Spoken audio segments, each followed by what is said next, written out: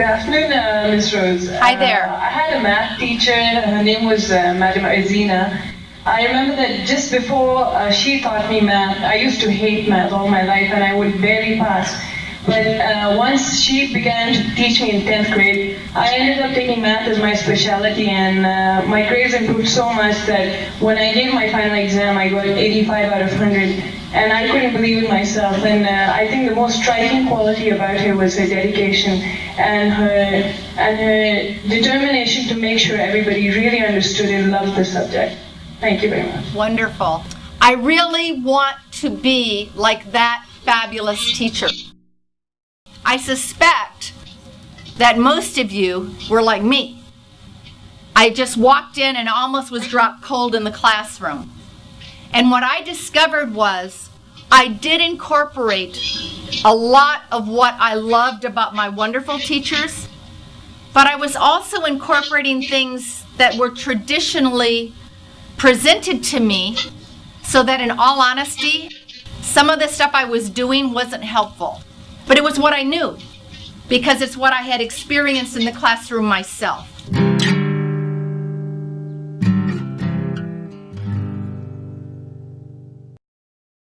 And just as we need engaged students in our classroom, we need engaged educators.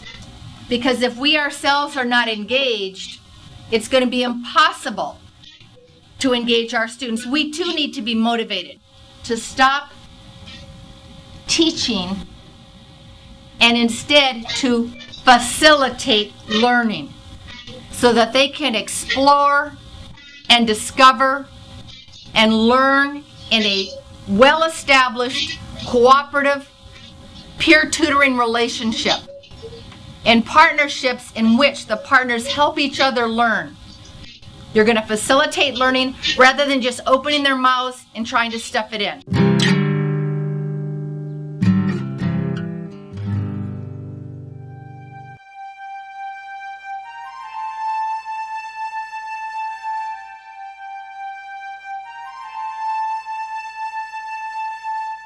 Diversity, it's a basic characteristic of human society, and a key condition for a lively and dynamic world.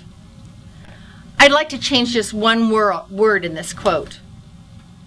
Let's change the word world to classroom and think about the advantages of having diversity in your classroom and what that means to you and your students. You have diversity, that's social diversity, economic, racial diversity, intellectual diversity.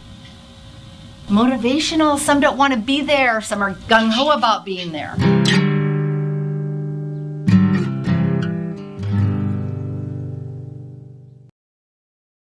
You know, all of you know this. If you say, do I have a volunteer? Can somebody tell me the answer to that one? You know what happens. Get the same kids, right? Same kids every time. You're never going to get the weaker students. They're going to be quiet.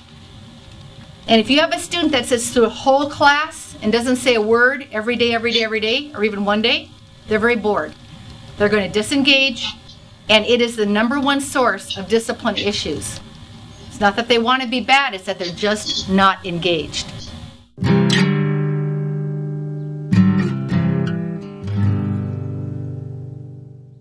Because when you teach somebody, your depth of knowledge becomes profound. So even though you're thinking that your partner, Tomas, is going to learn more than you because you're a better student, the reality is Tomas will learn more to pass the class. But you're the one that's going to learn the in-depth knowledge and carry that away because you are doing what? What step of active learning is that student doing? The most important one. Teaching others. Teaching others. Applauso. Exactly.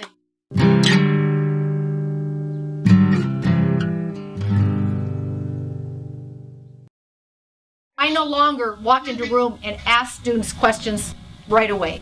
I established a culture of working with a partner. And by that I mean, if you want to have effective partnerships, you have to help them build a relationship. You can't expect them to just automatically, day one, be perfect. They won't be. It takes time to establish a culture of learning and a culture of effective partnerships in your classroom, a culture of effective cooperative learning. And it's not enough to just bring the kids together and then do one group activity during your class day. At UTeach, we know that 6 minutes together are not enough.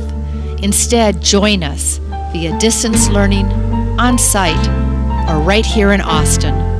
Our team of outstanding educators is here to help you teach successfully.